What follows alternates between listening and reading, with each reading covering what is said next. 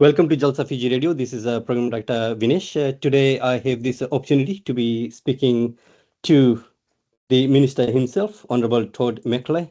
Todd is the Minister of Agriculture, Forestry, Trade and Investment and Associated Minister of Foreign Affairs. He has been recently to India, and the topic, as you may have guessed, is free trade agreement between New Zealand and India. This is not the first time a free trade agreement has been signed, nor it would be the last time. But we would like to hear from the minister what he feels about this particular agreement and why is it so special. So I would like to welcome Mr. Todd McClay to the show. And let's start with a very simple and easy question, sir. How was your trip, or how do you regard your recent trip to India? Well, Bulla and Namaste, thank you so much for having me on. It was a very successful visit, one of the most successful New Zealanders ever had, because we signed the free trade agreement. Do you know, 16 years ago, April this year, New Zealand had its first ever negotiation with India, and subsequently after that, the negotiations stalled or stopped and disappeared. And Prime Minister Luxon in opposition said we would do a deal, a high quality deal in our first 3 years of government, and we've been able to achieve that. So it's significant. When we were up in New Delhi, there was great celebration, and it will deliver significant opportunity for every single New Zealander. It is another way of future-proofing the economy. It doesn't matter what happens anywhere else in the world, New Zealanders will continue to be able to do well, growing their businesses and exporting. Thank you, sir. Well, indeed, and congratulations for achieving that milestone.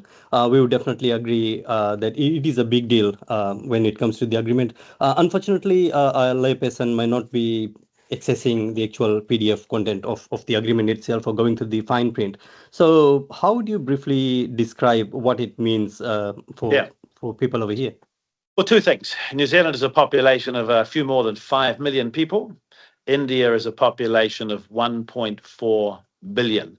And my maths is not great, but that means it's about 250 people for every New Zealander. Maybe it's even more than that. So the point of this is it is just a huge market. It's the world's most populous nation. Within the next decade, it will be world's third largest economy. In the end, you will see that the big economies of the world will be China, India, America, and we can't guess it in what order yet. That will work itself out. So this allows New Zealanders and New Zealand companies to be on the ground floor of significant growth in India, of infrastructure, of their economy, and their ability and desire to export. And it not only levels the playing field, it gives some of our exporters preferential, better access than anybody else in the world. 95% of everything New Zealand exports either is tariff-free or will have significant tariff elimination. And when fully enforced over about the next 10 years, 87% of everything we export will be tariff-free. And so that is, unprecedented access to 1.4 billion people for New Zealand companies. I think you will see the profile of our exports continue to grow. We'll export to America and to China and the European Union and to the UK and everywhere else. But you will see much more effort go into this relationship with India. That'll be good for our economy. It's going to mean a lot of jobs in New Zealand. Thank you, sir. And it's always I've been hearing, or you'd be hearing, the questions would be more around what is there for New Zealand. I'll ask the other way around. What is there for India? Why would India agree to such a deal when, as you mentioned, it took us so long to get the deal done? Why would India suddenly agree to go with the deal? Well, that's a great question, and it's not one that many of the New Zealand media have asked, because it isn't obvious what India would get. 1.4 billion people, we're 5 million. We're not even really a city in India. But what they get is a very high quality agreement. With my Indian counterpart, he and I agree that the way that you grow your economy and you provide certainty and opportunity to businesses and to your citizens is a number of trade deals, and it comes to the quality. So this is one of the highest quality deals India has negotiated and signed. And I think you will see them using this as a bit of a formula for some of the other things that they will do.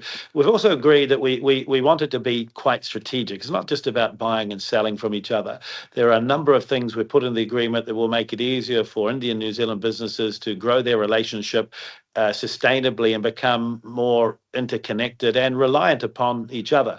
You think about your business. If all you're doing is having to go out to a marketplace and find the products you need to put into your factory to manufacture shoes, and every time you've got to go somewhere else, then actually you can't give certainty to the companies you supply or their consumers of quality, or that the shoes you're producing will always be there in the volumes they want. And so what you will see is long-term deals being signed between New Zealand and Indian companies for supply, developing together in services, ICT, all these other areas. And I think what that means is actually those connections, people to people and business to business, will become even more valuable. But what India also gets is another partner, because Prime Minister Luxon said that our relationship with India would be a strategic priority. We have a very long history with India around the world, as well as, in each other's countries.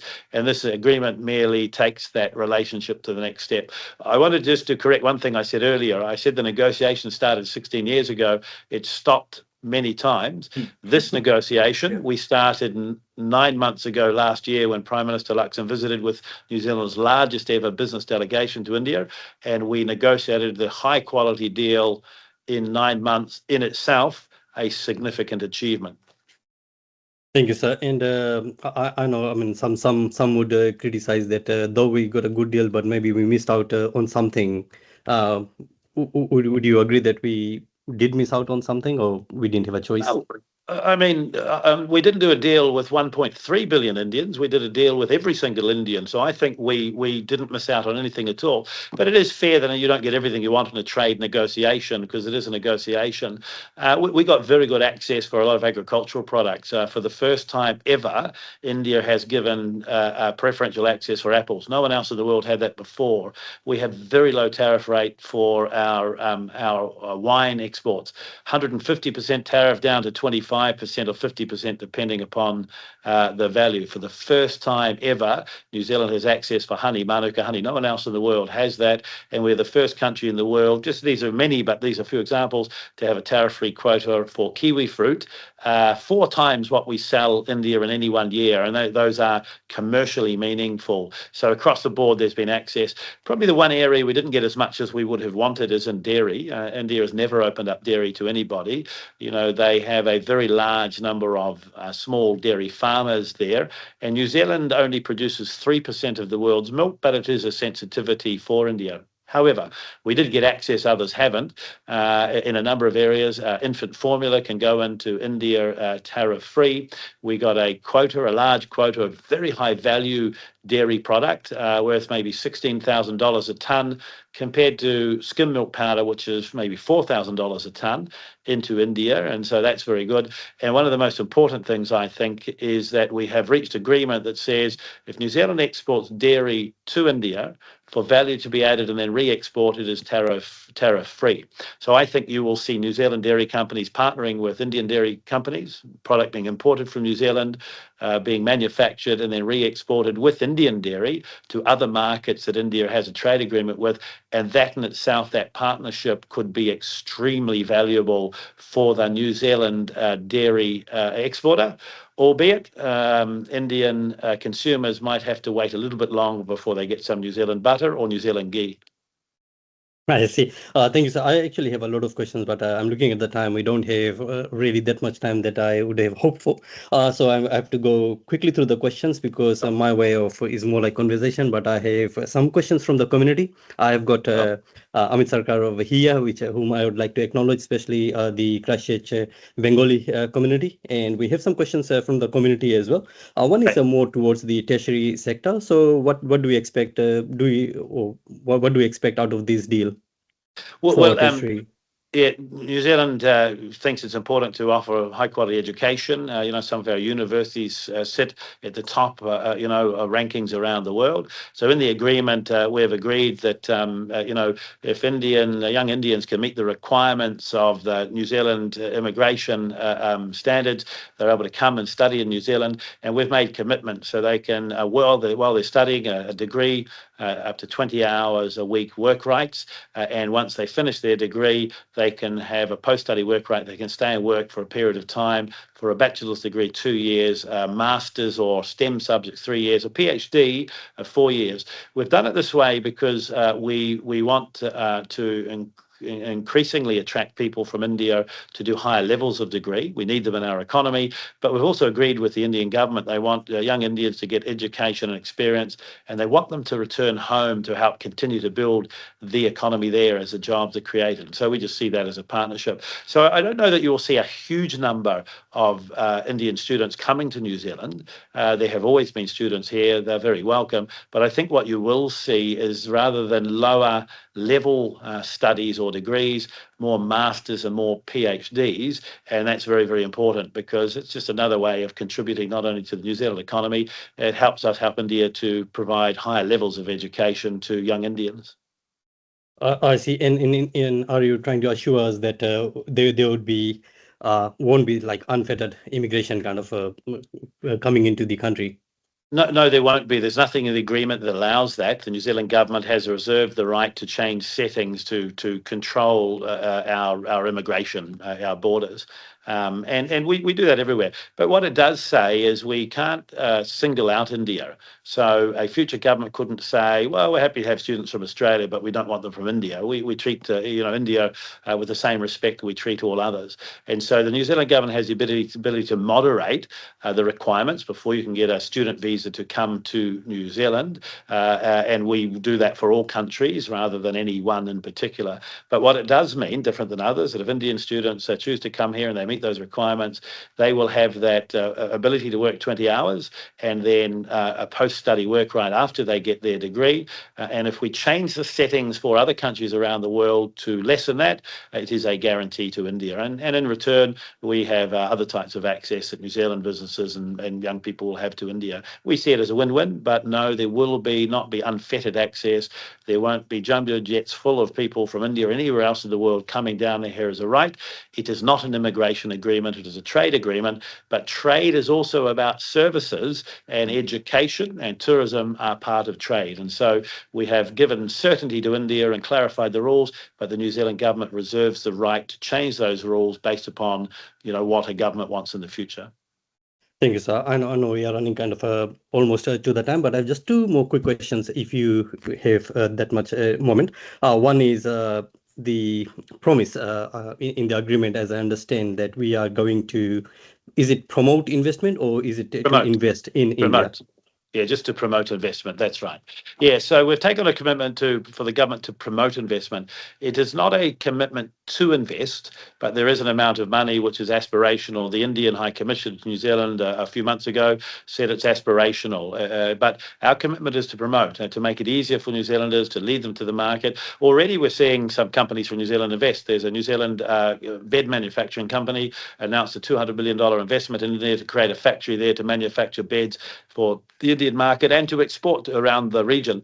Another New Zealand company doing financial services, and technology, signed a contract with India's third largest bank when we were there. By the way, India's third largest bank, I think, is probably bigger than all of New Zealand banks added up. Their technology helps that bank deliver a better service to their customers. They'll open up an office in New Delhi and they'll employ Indians as well as New Zealanders, send them out there. That's investment. And so it is easier for those two companies to do that now because the Indian government has said they will set up a special system just for New Zealand, no one else in the world, to make it easier to get to permission to invest. And so we will work very hard over the next 15 years to help promote investment. We want more investment from New Zealanders in India. We want more Indian companies to invest in New Zealand, because every time a New Zealand company invests overseas in a very large market, 1.4 billion people, that's good for New Zealand as well in that company here, because it gives them better access to a market that we could, before this FTA, only dream of being able to trade into. Thank you, sir. And to finish off the interview, the last question is, now that we are shaking hands with India, can we say, honestly say that they are truly welcome in New Zealand? Yeah, absolutely. I mean, they are. We're a very welcoming nation. The number of tourists from India has started to increase. I live in Rotorua. That's my electorate. It's a big tourist town. The number of Indian families I start to see on holiday going and doing the same things as New Zealanders and other, visitors from around the world increases. And it's a very good thing. India has always been welcome. And, we've just got to be mindful that when people come and they work here, that actually they're treated fairly and they in return, understand the way that a country works. But this is a significant achievement between the two governments. We have negotiated a trade agreement that is 700 pages. We have signed it in public in front of the eyes of the world, saying the two governments trust each other, and we want the people in our nations to become friends, and those people-to-people and cultural contacts to grow, just as we want the business and industry to grow. It is a common set of rules that people can rely upon. I think that we will look back in 10 years from now and see that this was the launch pad to a much, much greater and more integrated and important relationship. Thank you, sir. We are quite humble and pleased to know that yes, we kind of Indians are welcome, and you are giving us that assurance. Thank you, sir, and thank you so much for your time. We will see if we have any other opportunity to catch up with you again. And just to leave the interview, when are you planning your next trip to India? Well, we're talking through that now. I've got a lot of invitations. A lot of New Zealand companies want to go up there and do business, trade missions. There's going to be a big summit or seminar about the ways we should do trade together, particularly in the technology space and so on. I'm told that we could do one in Auckland and one in New Delhi. And so there will be a lot of contact in the coming years. Can't tell you exactly when, but I'll be there again before the end of the year. Thank you, sir, and hope all the best with your next trip to India, and congratulations once again to you and your hardworking team. So that was Honorable Tade McClay, the Minister of Agriculture, Forestry, Trade and Investment, and Associate Minister for Foreign Affairs. And this is Jalsa Fiji Radio, and I'm the Program Director Vinesh, and with me is Amit Sarkar, representing the Christchurch Bengali Community. Great. Thank you. Namaste. Thank you. See you.